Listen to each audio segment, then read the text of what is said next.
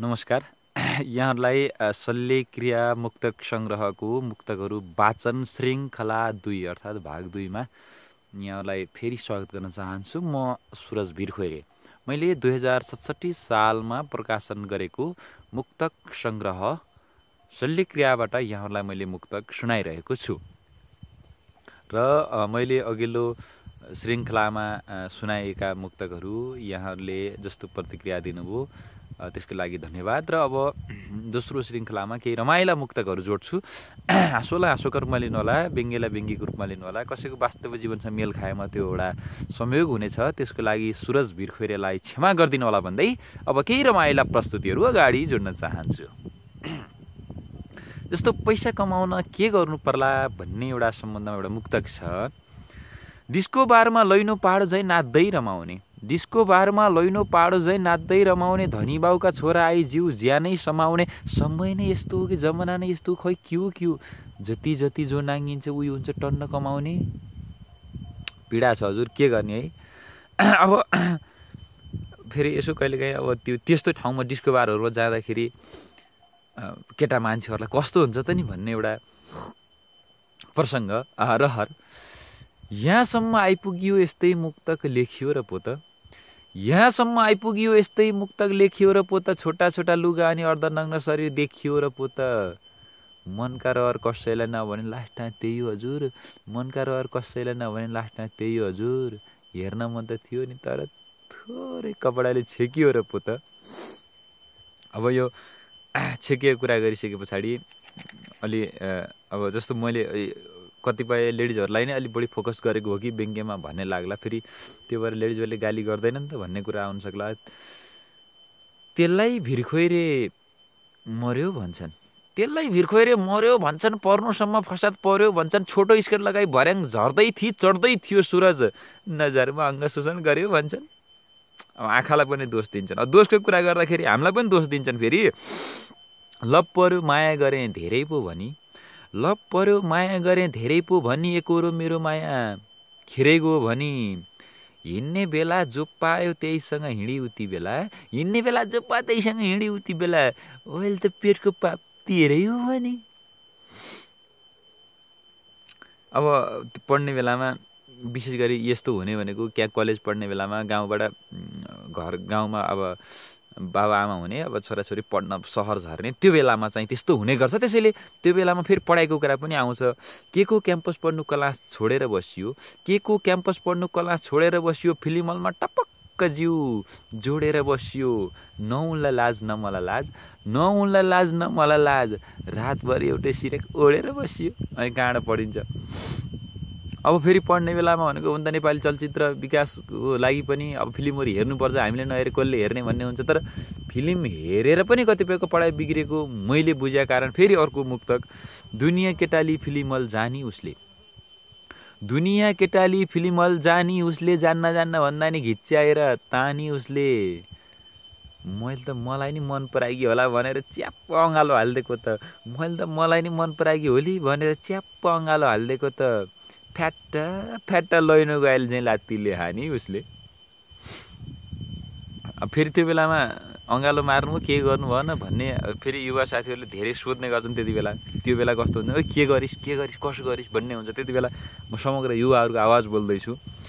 यसो छुने हुन्न आई भन्छन् त म के गरौँ, सँगै बसिरहन मन छ एकैछिनमा बाई भन्छन् त म के गरौँ, कति आँट गरेर ल न आज भन्यो जहिले पनि उनी नाइ भन्छन् त म के गरौँ।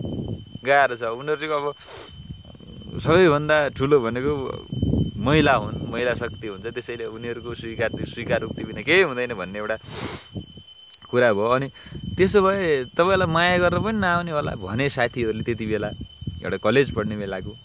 अनि जवाफ त दिनु पऱ्यो, तपाईँ नपाए मर्छु भन्दै आँसु झारिन् त म के गरौँ, तपाईँ नपाए मर्छु भन्दै आँसु झारिन् त म के गरौँ, ललाई फकाई माया जालमा पारिन् त म के गरौँ, मलाई पनि माया गर्ने नआउने त होइन नि हौ, मलाई पनि माया गर्ने नआउने त होइन नि हौ, तर सधैँ बिहेपछि मात्रै अनि भन्दै टारिन् त म के गर्नु। समस्या छ नि हजुर, समस्या।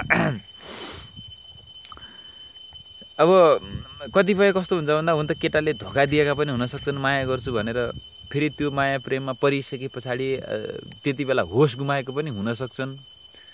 अलिकति समस्या हुन्छ त्यति बेला। तर हुन त बाध्यता होला, ती एउटा यौवनका कुराहरू, त्यति बेला त्यो समयको बाध्यताहरूलाई युवाहरूले एकदम बुझेर अगाडि बढ्नुभयो भने समयले कुनै पनि धोका दिँदैन भन्ने एउटा आग्रह रह्यो मेरो।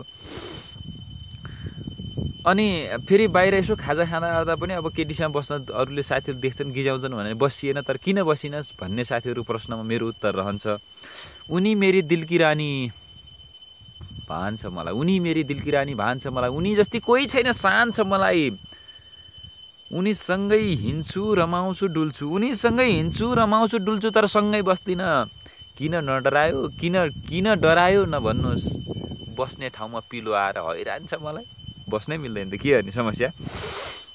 अब प्रेम प्रस्ताव कतिको आउँछन् भन्ने कुराहरू रहन्छ।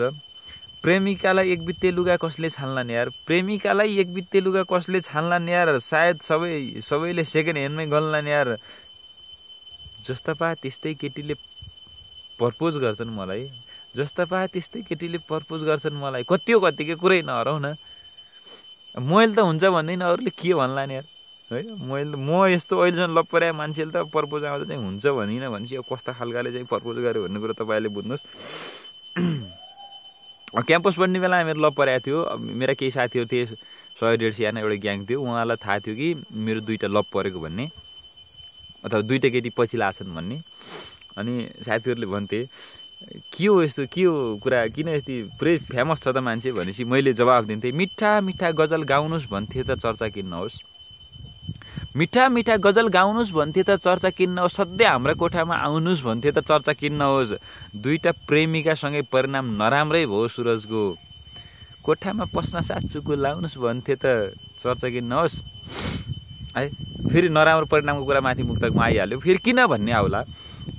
क्याम्पस पढ्ने चञ्चलले नानीले त हो नि, क्याम्पस पढ्ने चञ्चलले नानीले त हो नि, प्यासीलाई तिर्खा मेटाउने पानीले त हो नि, नाइ सुरज यस्तो गर्न हुन्न त भनेकै थिए नि, नाइ सुरज यस्तो गर्न हुन्न त भनेकै थिए नि, केही हुन्न भन्ने मेरै हन्डी बानीले त हो नि चर्चामा आएको। फेरि कतिपय केटीहरू अलि बाइक हुनेवाला अलि धनीहरू त्यस्ता केटाहरू मात्र हेर्छन्, गाउँले गरिब केटाहरू हेर्दैनन् भन्ने कुरा पनि आउँछ, त्यसलाई पनि एउटा मुक्तक नै छ। माया होइन सुनचाँदीको हार भनी स्कुटी होइन चिल्लो कार भनी, माया होइन सुनचाँदीको हार भनी स्कुटी होइन चिल्लो कार भनी, जा त जहिले चाहिँदैन भनेको त उल्टै मलाई मुरदार भनी। फेरि अब केटाहरूको कुरा पनि जोडिहालौँ न, केटाहरू कस्ता हुन्छन् भन्ने कुरा आउन सक्छ। भन्छन् सुकेको नाडीमा पनि धेरै बल लुकेको छ नि, भन्छन् सुकेको नाडीमा पनि धेरै बल लुकेको छ नि, कहिलेकाहीँ जिम गरेर भयो भने जिउ त फुकेको छ नि, होइन पोसिलो चित्त कहिले खान्नन् क्या हो, गाँजे तानेर त होला नि, त हिप त सुकेको छ नि। अहिलेको फेरि अलि केही समय अगाडि थियो, अहिले त फेसबुक र ट्विटरमै बढी झुन्डेलान् मान्छेहरू, तर केही समय अगाडि कस्तो थियो भने युवाहरूको केटाहरूको रोजाइ के त नि भन्दाखेरि ठ्याक्कैको के जसको पनि केटीलाई भगवान् कृष्ण राम्रो, धर्मावलम्बी कोहीलाई यसु ख्रिस्ट राम्रो, अरूलाई के मनपर्छ थाहा भएन, तर कुनै समय बेला युवाहरूलाई साप्ताहिकको मध्य पृष्ठ राम्रो। अब यहाँहरूलाई मैले आज दोस्रो भागमा केही रमाइला खालका अलि श्रृङ्गारिक खालका मुक्तकहरू सुनाएँ। अब थोरै राजनीतिक र अलिकति बढी मुक्तक दोहोरी र फरक प्रकारका मुक्तकहरू लिएर अर्को भागमा यहाँहरू समक्ष अवश्य पनि आउनेछु। यहाँहरूले भिडियो हेरिसके पछाडि यो च्यानललाई तलपट्टि सुरज भिरखैरे भएको च्यानललाई सब्सक्राइब गर्न नबिर्सनु होला, किनकि यहाँको मायाले, प्रेरणाले र यहाँको हेराइ अनि सेयरले मलाई अगाडि बढ्न प्रेरणा मिल्नेछ र नयाँ थप नयाँ कुराहरू तपाईँलाई मैले सुनाउने प्रयास निरन्तर दिनेछु भन्दै आजको श्रृङ्खलाबाट सल्लाह सुझावको अपेक्षासहित बिदा चाहन्छु। नमस्ते, धन्यवाद, यहाँहरूको जय होस्।